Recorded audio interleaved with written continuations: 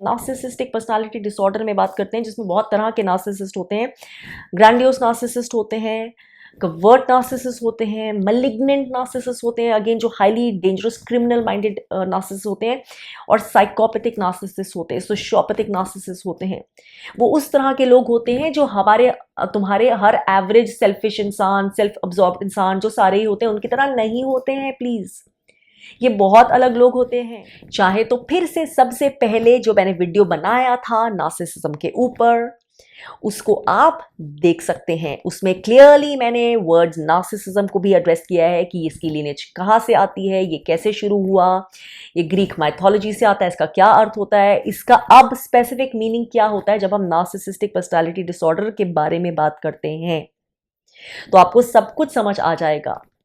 और जब हम नार्सिसिज्म या नार्सिसिस्टिक पर्सनालिटी डिसऑर्डर की बात करते हैं इन वीडियोस में, तो हम उसी क्लिनिकल पर्सनालिटी डिसऑर्डर की बात कर रहे होते हैं। हम यूं कैजुअली वो जो नार्सिसिज्म तो इंग्लिश डिक्शनरी का वर्ड है उसकी बात उस तरह से नहीं कर रहे होते हैं। होकर इतनी टॉक्सिक लाइफ जीते हैं कि उनको लगता है यही सबकी रियलिटी है।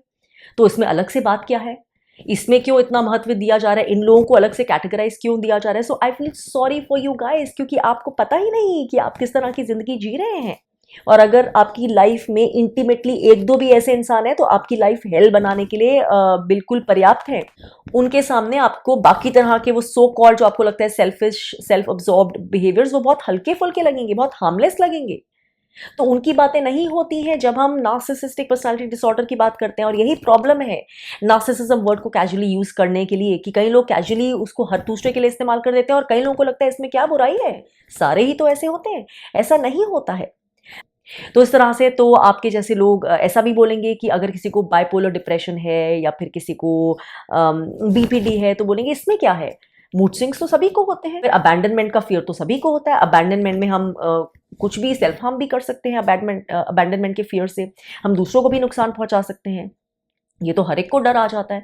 तो आप किसी भी चीज के बारे में इस तरह से तो बात कर सकते हैं। तो इंफॉर्मेशन जब पूरी नहीं हो, नॉलेज पूरी नहीं हो और उसके साथ विजडम भी नहीं हो, तो फिर तब आते हैं इस तरह के कमेंट्स। प्लीज जानिए नार्सिसिस्टिक पर्सनालिटी डिसऑर्डर क्या है। जैसे कि मैं बोल ही चुकी हूँ, इसकी इंफॉर्मेशन एंडलेस है। डू सम गुड रिसर्च, अपने जरा ब्रेन सेल्स का अच्छा इस्तेमाल करिए, समय का भी अच्छा इस्तेमाल करिए, इसके बारे में अच्छी समझ लीजिए अगर किसी टॉपिक के बारे में जानना है। कुछ हाल ही में अपने एक वीडियो में मैंने एक बार फिर से बहुत अच्छे से चर्चा की थी कि क्यों हम हर दूसरी तीसरे इंसान के लिए, हर दूसरी तीसरी सिचुएशन के लिए नार्सिसिस्ट या फिर नार्सिसिज्म शब्द का इस्तेमाल नहीं कर सकते। क्योंकि ये जो एक्चुअल नार्सिसिस्टिक पर्सनालिटी डिसऑर्डर, ये जो टर्म है, ये जो सीरियस इशू है, इसकी एक्चुअल अवेयरनेस और इंफॉर्मेशन के लिए कितना हानिकारक होता है। क्योंकि ये जो नार्सिसिस्टिक पर्सनालिटी डिसऑर्डर है ये हर एक इंसान को नहीं होता है। चाहे वो इंसान हमें पर्सनली कितना भी टॉक्सिक लगे, चाहे उसने हमारे साथ कुछ भी किया हो, चाहे वो हमें अनट्रस्टवर्दी लगे, यकीन करने लायक नहीं लगे, चाहे उसने हमारा भरोसा तोड़ा हो, हमें डिसअपॉइंट किया हो, लेट डाउन किया हो, बिट्रे किया हो, चाहे वो हमें सेल्फ अब्जॉर्ब लगे, कितना भी सेल्फिश लगे, चाहे वो हमें कितना भी टॉक्सिक लगे, उसकी और हमारी एनर्जी कितनी भी मिसमैच्ड हो, कितनी भी आपस में कन्फ्लिक्टिंग हो, लेकिन फिर भी हम उसके लिए वो शब्द का इस्तेमाल नहीं कर सकते जब तक हमें एक्चुअली नहीं पता कि वो उन ट्रेट्स के अंडर आता है कि नहीं जो actually specifically narcissistic personality disorder को डिफाइन करते हैं। और इसी से जुड़ा है एक दूसरा पहलू जिसके बारे में इस वीडियो में मैं आज बात करना चाहती हूं, क्योंकि ये पहलू वो लोग रिप्रेजेंट करते हैं जो उसी तरह से इस टर्म का कैजुअल इस्तेमाल करते हैं। जहाँ पे कई लोग इस टर्म को इस तरह से दाएं बाएं फेंकते हैं, वहाँ पे कुछ लोग ऐसे हैं जो वीडियोस में ये कमेंट करते हैं कहीं कहीं जगह कि इस टर्म के ऊपर इतना ज़्यादा इंपॉर्टेंस इसको क्यों दी जा रही है, इतना महत्व क्यों दिया जा रहा है, इतना डिस्कशन क्यों हो रहा है, क्या सारे लोग ही ऐसे नहीं होते, इसमें कौन सी बड़ी बात है। सभी तो सेल्फिश होते हैं, सभी तो अगर उनके साथ कोई गलत करे तो टिट फॉर टैट करना चाहते हैं, सभी में तो ये बिहेवियरल ट्रेट्स होते हैं। कौन सा इंसान है जो अच्छाई की मूर्त होता है। तो क्यों हम इन लोगों को अलग से कैटेगराइज कर रहे हैं, क्यों उन्हें बदनाम कर रहे हैं। तो इस तरह की बातें करने वाले भी यकीन मानिए लोग होते हैं। और मैं जानती हूँ कि आप में से जिन्होंने भी एक्चुअली एक नार्सिसिस्ट के साथ समय बिताया है, नार्सिसिस्टिक पर्सनालिटी डिसऑर्डर वाले इंसान के साथ, उन्हें ये सब सुनना कितना शॉकिंग लग सकता है, या ये सब सुन के उन्हें कितना गुस्सा आएगा। तो सबसे पहले तो जहाँ वो लोग होते हैं जो शायद जाने अनजाने में नार्सिसिस्ट शब्द का, जैसे कि मैंने पहले कहा था, बहुत ज़्यादा कैजुअली इस्तेमाल कर देते हैं, जो टर्म उस पर्सनालिटी को स्पेसिफिकली डिफाइन नहीं करता है। वहीं इस ट्रेट को बहुत ज़्यादा और आगे ले जाते हैं वो लोग जो कहते हैं कि सारे लोग ही तो ऐसे होते हैं। तो इसमें कुछ बातें हैं जो मैं बोलना चाहूँगी, जो कुछ पॉसिबिलिटीज़ हो सकती हैं। अब सबसे पहली तो पॉसिबिलिटी ऑब्वियसली ये है कि पहले कैटेगरी के लोगों की तरह इस कैटेगरी के लोगों को भी इतना सारा मटेरियल होने के बाद भी, ना सिर्फ मेरे वीडियोस में जिसने ऑलमोस्ट हर एंगल से नार्सिसिज्म को कवर किया है पिछले 2-2.5 साल में, ना सिर्फ वो बल्कि इतनी इंफॉर्मेशन जो उन्हें सिर्फ गूगल पे टर्म टाइप करने की ज़रूरत है, इतना सारा साइंटिफिक एनालिसिस, इतने सारे और जो वीडियोस हैं, स्पेशली अगर आप इंग्लिश भाषा जानते हैं तो उसमें इतने सारे रिसर्चर्स, इतने सारे अच्छे अच्छे साइकोलॉजिस्ट, इतने सारा मटेरियल है, इतनी रिपोर्ट्स हैं, वेल रिटन आर्टिकल्स, एसेज, तो जिन्हें शायद वो सब देखना आता ही नहीं है, जो एक फिंगर टिप पे है। आप इंटरनेट पे जाते हैं, जो इंटरनेट पे डेफिनेटली स्क्रॉल करते होंगे, सोशल मीडिया पे होते होंगे, लेकिन इतने बेसिक टर्म के ऊपर इंफॉर्मेशन कैसे लेनी है ये उन्हें नहीं पता। अगर वो लेंगे तो उन्हें डेफिनेटली पता होता कि इस बात की इतनी चर्चा क्यों होती है और क्यों हर दूसरा तीसरा इंसान इस टर्म के अंदर नहीं आता। जब हम इस टर्म की बात कर रहे हैं तो ये हर इंसान को डिफाइन करने के लिए नहीं कर रहे हैं।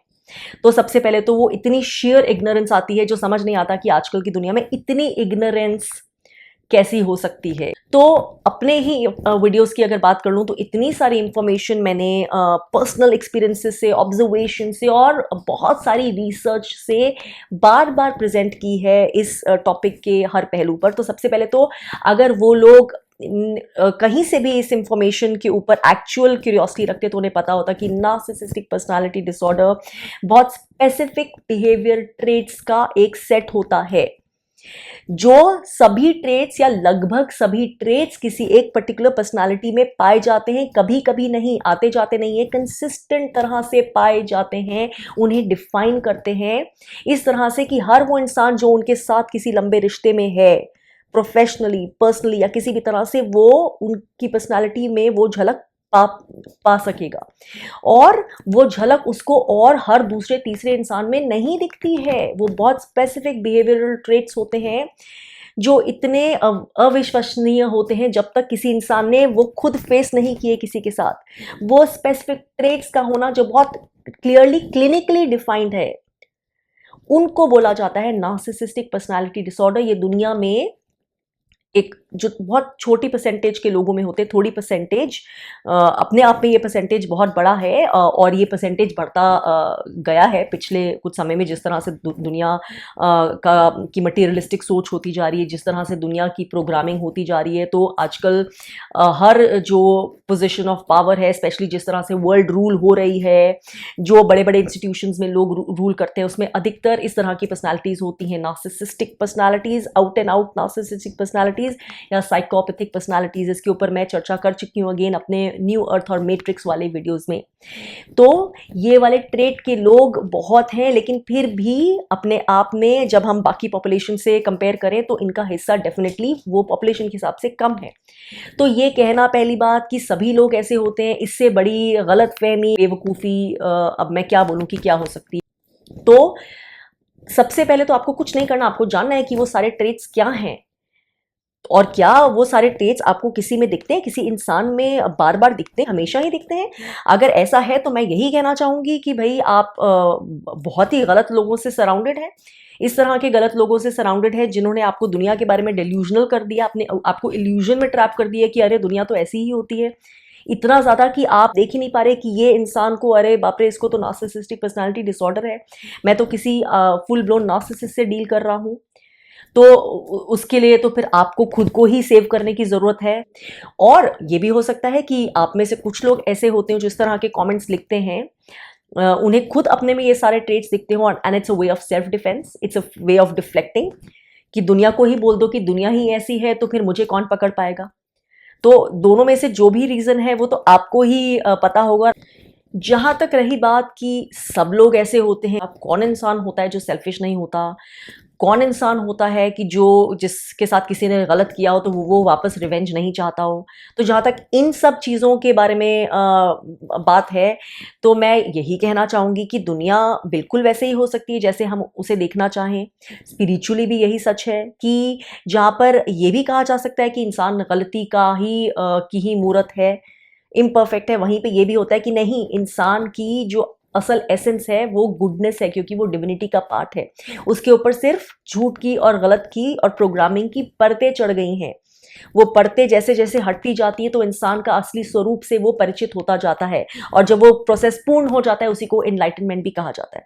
तो दोनों तरह की सोच हो सकती है। आप जिस तरह की सोच रखते हैं, आप बिल्कुल आउट एंड आउट एक टॉक्सिक मटेरियलिस्ट सोच रखते हैं, या फिर एक स्पिरिचुअल व्यू, एक विजडम वाला व्यू रखते हैं लाइफ का, उसके हिसाब से ही आपकी ये सोच भी बनेगी। जहां पर हम ये भी बोलें कि हाँ, इंसान द वे अभी की वर्ल्ड में मोस्टली इंसान है, कलयुग में है, वो एक सेल्फिशनेस होती है कि हाँ, इंसान क्योंकि उस पर इतनी परतें चढ़ गई हैं, इसलिए वो अपना स्वरूप से परिचित हो गया है, इसलिए वो सेल्फिश बन गया है। लेकिन जैसे जैसे वो अपने ऊपर काम करता जाता है, वहीं उसकी जो व्यक्तित्व की, उसकी जो कोर की, उसकी जो स्पिरिचुअल एसेंस है, उसकी जो अच्छी लाइट है, पॉजिटिविटी है, वो उसकी लाइफ में ज़्यादा फैलती जाती है, उसके डिसीजंस में, उसके एक्शंस में, अपने प्रति और दूसरों के प्रति।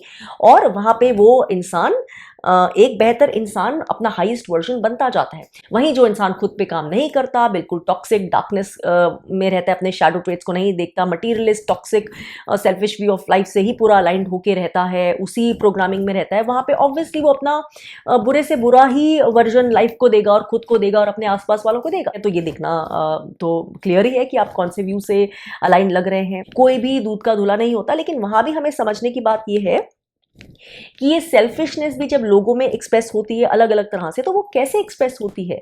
हर कोई साइकोपैथिक तो नहीं होता, हर कोई इस तरह का तो इंसान नहीं होता जो दूसरों की पीठ में छुरा घोंप रहा है, या बिल्कुल अनग्रेटफुल है, या बिल्कुल अनट्रस्टवर्दी है।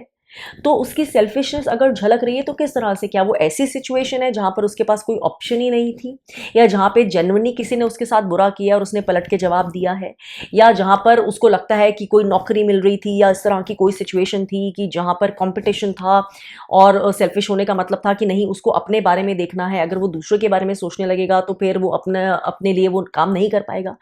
वहीं पे वो भी लोग होते हैं कि जो बिल्कुल ऐसा व्यू रखते हैं कि नहीं, जब तक वो अच्छे बीज बो रहे हैं तो लाइफ अपने आप उनका ध्यान रख रही है। अगर किसी ने उनके साथ गलत भी किया है तो उनका राइट ये है कि वो पलट कर उस इंसान को जवाब दे दें या उससे दूर हो जाए, बिल्कुल डिसएंगेज कर ले। लेकिन उससे ज़्यादा रिवेंज की कुछ भी प्लानिंग करना उनके लिए टाइम की बर्बादी, एनर्जी की बर्बादी है, क्योंकि वो काम तो ज़िंदगी अपने लिए उनके लिए कर ही लेगी, क्योंकि उस इंसान को वही मिलेगा जो वो डिज़र्व करता है।